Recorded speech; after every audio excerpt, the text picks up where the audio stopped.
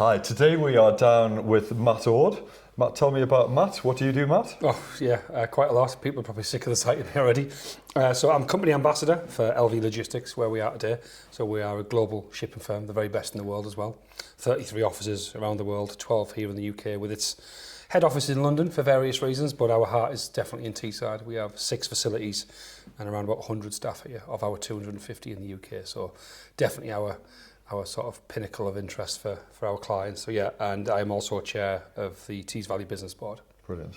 And for people that don't know enough about LV, when you talk about shipping, how large are the things that you can ship? Well, I think the reason they employed me is because the bigger and uglier things are, the more fun it is for us to move. So yeah, the bigger stuff. So we're modular buildings, projects. We're involved with some of the big projects down in Teesside without naming names. We've helped Sailwind with their monopile factory. So yeah, generally the bigger stuff. We do everything from sort of, let's say, parcel up over. So yes. we wouldn't like to compete with your DHLs and your Everys of this world, but we're, from pallets upwards is where we are. But engineered automotive manufacturing sector, that's where our heart lies, yeah. Brilliant. Been doing it for 100 years. Wow. I feel like I've been here since the start. I was going to say, you don't look like 100 years old, but yeah. No, 110. No, that's great. So, Matt, we are down in Teesside. Teesside, to anyone who is watching this video, is becoming quite a hotbed of activity. What is going on in Teesside? Well, what isn't? It's a hive of activity from everything from AI, data centres, clean carbon futures, green technologies. We've got sustainable aviation. We've got, as I mentioned, carbon capture with BP. We've got a number of other projects in the wings that are waiting to be announced. Hopefully, some sort of data centre to be planned at Teesside Airport and just this side of Durham. There is so much going on. Obviously, one of the things I need to mention is that we're the fastest growing area outside of London in the digital economy. So we've had some visitors from NVIDIA last week, which I housed here in Teesside, and showed them everything we're capable of, and they're really interested in coming back and helping us create an ecosystem that's beneficial to the business of the Tees Valley. So yeah, I could go on all day about how exciting it is. And even to stop there, like a company like NVIDIA, like coming to Teesside. It's wild, isn't it? Well, most people think of Teesside, if you come back 25 years ago, you remember the smoggy jokes of like lots of pipes and, all this chemical sector going on. But you're saying it's one of the digital hotbeds of the UK? Well, without doubt, it statistically is. It's the fastest growing digital sector outside of London. And that's something to be really proud of, and something we need to harness and create more on the back of. And we need to keep them wheels going. We need to make sure we're lobbying to government that this is the place for people to do stuff. Our autonomous vehicle test bed at the airport isn't just a Teesside, that's a national programme. Like, some of the things we're doing are world leading. Some of the things we were telling NVIDIA and Kudo last week that we were doing and looking to do within Tees Valley, we're ahead of what they were doing. So we really are starting to set a trend and talk about things and not just talk, physically get on and do it and build things and create jobs. And for me, I'm massively passionate about the next generation. This isn't about us. Our lives are not going to change significantly, but hopefully that of our children and the next generation will have more things to do, to live and to love working and being part of Teesside, which is what we're all passionate about. And that comes through in everyone's DNA. It does. Sometimes they moan about it, but it's like having an ugly sister. I can say it's rubbish, but if you do, I'm going to punch you in the nose. Not you personally. Well, this is why you and I get on, because you refer to me as a guy up north, and and I'll pop down here, and we've done loads of work down in Teesside over the years. But I guess even for our business, just seeing all this explode, and I think it's fascinating because you hear all the reports that come through the media, but it doesn't mean that plants just pop out overnight. So everything takes time to come through, but there's a lot in the pipeline. Plenty, yeah. I think I've been working hard with TVCA and Craig and his team to look at the inward investment pipeline, to make it realistic, to make it what we can actually lay our hands on as opposed to just anything. And I think we have to now set our position out as what do we want to be known for, where are we heading, what's the next 20 or 30 years look like. So that's what I'm keen to do. So we now have that down to forgive me if you're not giving the right number and Craig will tell me off, but we're looking at around about 60 or 70 potential projects for the Tees Valley that are realistic and deliverable, rather than someone said, can we put an egg farm on the side of Tees Works for various reasons. I'm being flippant. But but for the benefit of people watching this, in terms of the scale of projects, let's say from the kind of small up to the large, what kind of range of company turnovers or even size of investment in the area, what kind of projects are coming in? So if you start at the bottom, you've got Imran Anwar's running the Alt Labs programme with Stable and Forge. I was there last week and the week before, just helping them and understanding the pitches and these brilliant young first-time entrepreneurs and getting on stage in front of a few hundred people at the Riverside and pitching their business for investors. Like if you'd have asked them 6 weeks ago, 6 months ago, they were nowhere near that. They were nervous. They didn't know where the business was going. And they've had the support of an ecosystem supported by TVs here, which has been people like MediaWorks up at your end of the world, Brew and Dolphin, Ward Hadaway, businesses that they probably couldn't access at their size had they not been on a program like that. And that's just caused their businesses to kind of go that way. And we have a big problem with the support programs whereby, I think they call it the valley of death. I think 80% of businesses that come through most programs don't actually succeed. Where in Europe, it's actually the way around. About 80% do succeed. And the difference is that we're not supporting them at the right times. We're not giving them what they need. We're not showing them how to access finance. We're not showing them how to position their business for investment. They're all the things that we're now starting to do. So we're really seeing them opportunities. And there's some unbelievable business, like patented world-leading products coming out of them programs. And Imran and the team have done a fantastic job. And great that TVC alongside the business board have had the vision to do something different. Yes. So this isn't the same old. And we're trying to create something truly brilliant. And I think we're on our way. And at the top end? Top end, where do you want to go? Say Wind, the world's largest monopile factory in the world. You go BP, NZT, NEP, carbon capture. So hundreds of millions into billions. Billions, yeah. You've got Alphanar, I think it's 2 billion. That's kind of what talking billions. Yeah, NVIDIA, well, I think one of the fastest growing businesses in the world.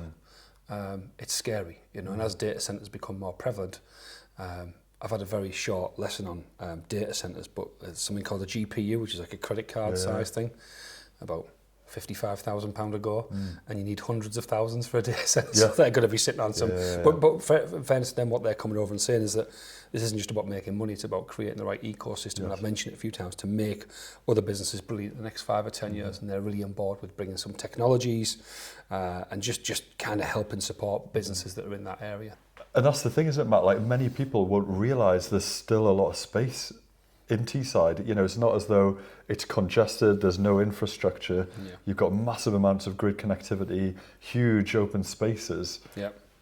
As in, many more of these investments can surely fly in. Yeah, I think so. I think we've got to be very careful what we try and create. You know, there's always going to be speculation, criticism when you're doing things at a scale, and that's just natural. We saw that in London, back in the financial districts. We saw it in Manchester with their boom. You know, when people do things at paces, which is what we've done here, that causes speculation, which is like anything. Let's call it the Man United effect. People didn't know why, but they just hated Man United. What we're trying to do is make sure that this isn't a thing about Teesside, and that we share that with the wider North East. And those closest to us, if we don't benefit, they benefit. Because it's in that. And we've talked about this quite often, about working together, doing things together. This podcast together to say this is the North East. There isn't a North East and a Teesside. This is the North East. And I'm really determined that in my term as the chair of the business board, to break some bread, do what's needed, show willing, and make sure that we do work as a region. It's not about us, it's about our businesses and about young people. So we need to just keep that at the forefront. Unfortunately, politics can be short-lived. They need votes in a couple of years' time and etc. So they'll be doing things, but I'm not interested in that. I'm interested in saying, what matters to your business? What's impacting you? And some of the top things that are coming out of the business forums that I'm involved with is protection of your staff, as in, you know, you'll know this with recruitment, it's easier to retain than it is to recruit. And even when you're working with good recruiters, it's sometimes still challenging. AI is a big talking point. Huge. And then the things that we can't control, global politics and wars that are getting more and more about power and more about data, that we're seeing different kinds of wars which are impacting businesses in a different way. So it's really important that we keep talking and sharing and understanding how we navigate the murky waters. Your point on the regions working together, like, you know, the further northeast and the Tees Valley Combined Authority, I think that's a huge opportunity, and I'm really pleased that you brought that up, because I have been in countless meetings where people have said, you know what, we're just not seizing this opportunity to collectively work together and to maximise. If something comes into Port of Blythe but it's right for PD Port, or if there's something that should come into Middlesbrough but actually it belongs in, I don't know, on the banks of the Tyne, collectively, if the region is doing loads together, everyone benefits. And I love it that, you know, I think many of us have just got friends everywhere. We don't really care. We just want everyone to succeed. Yeah, it's definitely true. I don't want to get down the line of politics, because you always get yourself in trouble, don't you?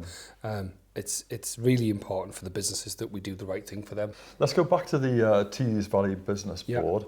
What is happening there? What is going on? Why did they appoint you? I don't know, actually. Maybe they're asking the same question right now as well. No, so I was the vice chair of the last board. So I was originally on what they called the LEPA Leadership and Enterprise Partnership, which were disbanded by government. But then it was deemed that most combined authorities or areas needed a business board to just help shape their thinking initially. I think the last business board I was on, we become like a bit of a critical friend to TVCA, which was good in some senses, but just the word critical feels a bit negative, doesn't it? You don't often get positive criticism, although people will say you do. So I was the vice chair under Siobhan McArdle, who did a phenomenal job getting the board to where it needed to be today. And then she stood down and I was asked if I wanted to be the next chair. And I said, yes, provided I can go through due process, provided that if there's somebody better than me in the Tees Valley that can do this to a better standard, I'd want to work with them and just stay on their board. But I effectively got the job, which I was really pleased about. Very tough process. A lot of people applied, a lot of people were interviewed. It was tough for a job that you don't get paid for, that you're a volunteer. Yeah, that was true. That my employer thankfully allows me the time, probably a day and a half, sometimes 2 days a month to put that energy into at their cost to a degree. Yes. It's getting to the point now where it's getting to start to be rewarding. So the first thing I did as chair was we stood down the existing board and allowed them to reapply. But anybody applying for the business board, which closed on the 28th of March, was asked to not access any public money from TVC in the next 4 years. You know, and there was a number of people on the last business board that had accessed some funding, but there was thousands of other businesses in Tees Valley that had also. Yep. It's a very small area, and then businesses that access that funding, as mentioned earlier, people like Imran from Alt Labs did a phenomenal job with it. Like, you know, world-leading projects, but that speculation still comes if you're on the business board, you get money. So I made the ruling that stand down. Anyone wants to be on the business board, you're on there for the next generation. You're on there to provide a good sense check and to be able to deliver for TVCA on what is important for the businesses. So we've had, I won't say how many applicants in case I'm not allowed, but we've had a huge amount of people apply. We're now down to 20 people that we're bringing to interview. That'll be happening next week and the week after. And then by the end of this month, we'll tell Cabinet what our plans are, and then we can start to do some of the things that we're going to do. So we're going to, first of all, we're going to create a junior business board where each of the members of the business board will bring in somebody of an age, I don't want to give numbers away, but young, you know, just out of school, maybe early 20s, that maybe they've identified as having a potential career, and it would actually help them and boost their career if they were on the first ever, I'm calling it a junior business board, that's probably a really crap name, but it'll be called something like that, to give them an opportunity. They won't be exposed to everything we get exposed to for obvious reasons, but they will be exposed to what we're doing, what we're challenged with, how TVC are performing, what they're doing for businesses. It'll just give them such a breadth of understanding of what's happening at Tees Valley that hopefully, I feel like I'm talking quick. Hopefully, it'll give them, you know, a bit of a springboard in their career. You know, and it's about them, not us. So that's quite unusual, though. I doubt there'll be other combined authorities that are having a let's call it like a more junior representation. What do you hope to achieve from that? Why? Well, I hope that other business boards look at that and go, that's a great idea. Everyone I speak to has said that so far, Matt, the decisions you've made, the things that you're looking to do are brilliant. So, and that's not, I don't need a pat on the back, because I'm going to do it anyway, and I'm happy to fall on my sword. You know, if this 4 years' time, this has massively failed, then it'll be me stood there. I won't be blaming the Chamber of Commerce or Federation of Small, but I say, look, I made these decisions. It was my choice. I did it this way, and hopefully it'll gain some traction with the business community. It'll give us a level of independence, although we're not fully independent because we are under TVCA's guidance, as I said, like. Not guidance, we're under their umbrella, if you like. So it's not completely independent, but the businesses respect that. I know a lot of business leaders in Tees Valley, they've all come to me and said, you're doing the right thing. That's the right way to go. So I'm hoping that it creates that level of credibility. We see increases in investment. We see working on the skills gap, not for the next 10 years, because I think that's probably not possible. You know, the jobs that podcasts didn't exist 10 or 12 years ago, so how can you so I think a flexible skills gap that more identifies where training providers, universities and colleges are and what they can give. I hope that we can help lift the aspirations of people in Tees Valley isn't right, because there are some very, very strong-willed people with great aspirations, but there are pockets of deprivation that we would hope that by doing the right things and saying the right things will magnify, and people will start to talk more positively. So we still have issues, and we've talked lovely about all these big projects, but it has issues. You know, Teesside's never going to move away. I think Middlesbrough at one point was the hardest place in the country to bring up a young girl. As a father of a 7-year-old, that's kind of concerning, worrying and heartbreaking. Is that changing, do you think? Yeah, no, it already has. They're not even in the bottom 5 now, but sorry, they're not even in the bottom 5, and that gives you an idea of where we should be sitting. So if we're at the bottom, how do we get off the bottom? What's the aspiration? You can't say we can't do anything about it. We absolutely can, and we have, and we will continue to do so. So, yeah, it's at both ends, inward investment, and let's have an understanding of what it means to the people. But I don't want to go deep on that either, but I'm often shocked when I go to these business meetings where people talk about child poverty and just like economic inactivity, and you think, gosh, the world that we bounce around in, where we're talking about, you know, moving people around or, like, you know, winning big contracts, and you think, gosh, there's a whole other part of society that are just struggling to progress and engage, and it's really tough. It is really sad, and I don't want to be that guy that sits and talks about it, so I'm going to do something about it. So I hear a lot of people, oh yeah, so after the meeting, I say, what are you doing? Yeah. Because it's okay talking about it, isn't it? And we've said this there's lots of stuff we've talked about as businesses for years and done absolutely naff all about it. So I'm going to stand and go, okay, well, if you really bother, come and do something. Brilliant. Actually, come and do something. I'll give you the platform. I'll make sure you're exposed. TV sales support. If you've got an idea, come to us, and we'll try and do that, because time has come. We've talked and talked and talked. We need to get on with things now. We need to start delivering. So absolutely. Yeah, I'm really passionate. And there are loads of companies like ours and others that have been putting in offices into Teesside and Tees Valley. What can we do to support you with the board? Because it's not everything of you just trying to push stuff out. It's like, well, we can help you succeed. How do we help you succeed? Yes, I'm creating a Friends of the Business Board. So just as a quick analogy, if I get a 70-page document from TVCA, we'll put to the business board, they'll maybe create a 2-page feedback. And I'm making these numbers up. What I'd like to do then is to produce that online, or just as kind of an email, a Dropbox, whatever, to a number of people. And you can decide to reply. You might not decide to reply. It might not be your strength or sector, but you might have some input to that. And then that shows that not only the business board are well connected and well engaged in the first place, they're still listening to businesses. Yes. So it's not a closed door. So it's almost like a full circular economy of, this isn't just what we're telling you from our engagement with the businesses that we know. This is the broader Tees Valley. So that Friends of will include your Chambers of Commerce, your Tees Valley Business Clubs, what they call stakeholders.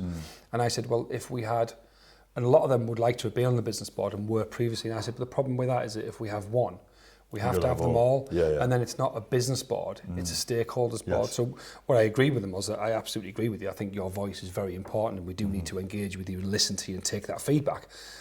But it has to be a business board delivered by business people who are running businesses, not organisations such as. So I've had good conversations with them all.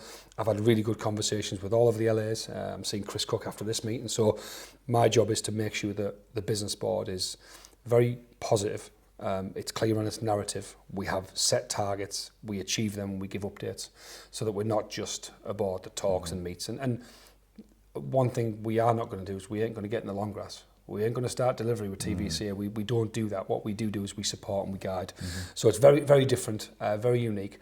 And I'm not suggesting it's the right way, but I suppose in 2 years we'll find out, and in 4 years we'll certainly know, won't we? Absolutely. I'll tell you what was fascinating me with Teesside. Like, I remember listening to a presentation from Steve Bagshaw at Fujifilm, but you know, we talk about that evolution from like all the heavy industry and ICI and then all that clever technology that then became companies like Quorn, and then, you know, Fujifilm turns out that it's multi-billion-dollar business, and you're thinking, gosh, that was technology that came from other times, that it's taken decades to come through, but it's still here. And then you look at these other companies, like, you know, a lot of people won't think of Teesside as, you know, like gaming companies and software and development. Yet, you know, you look at W11, you go to their offices and you're just staggered that exists, and you think, gosh, that doesn't represent the whole of their portfolio and then all the other things that are happening, and then it's just phenomenal. You never think of the diversity of the economy. I think it's definitely more so of late. You know, the digital boho zones were really catalyst to some of the business we have now. You know, W11 was with Kimberly last week. She came to the Alt Labs stable program to talk, and I introduced at a stage, and I says, less than a mile away from where you're stood now is a multi-million-pound gaming company, one of the biggest in the world. So if that doesn't show you that you can do it in Teesside, what does? And Kimberly's so smart, so brave, so strong, all the good things, but she's also really normal. Like there's no airs and graces. Yeah. And I'm not trying to blow or give myself credit, but I know most of the senior leaders in Teesside, and there isn't a single air or grace between them. Yeah. There's no one that thinks they're better than anyone else. That they're all there, and you could name names. They're all there trying to help other people now. They're all at a stage in their life where they're maybe thinking more about after work than kind of what we do in the next 20 years, but all giving back, all looking at the economy, all looking at the areas around them, trying to support young people, and that's part of what we're about as well, trying to give that bit of back. That's totally true. I mean, totally. When I think of our friends like Bill Scott and others, I've heard of them. Huge givers, can't escape the relations. But it's, like people who've consistently just given and given their time, given their resources, and for nothing for years to multiple companies, not just a one-off. Like, many people don't have a clue what these guys do. It's not like LV is a business, sit right under the radar, never lift their head above sand, but they allow me to do this role, which is for other people. And that's the sort of stuff that doesn't get any credit. There's many other businesses that we join the business board where they're saying, we'll allow our employees for the greater good to go out and do something in this area. And surely they'll benefit if the economy is good in the area, right? Everyone wins, and we're a great barometer of that. If we as a business are quiet, or our profits and takings are down, that's generally because the economy's slowed down, not because we're slowing down.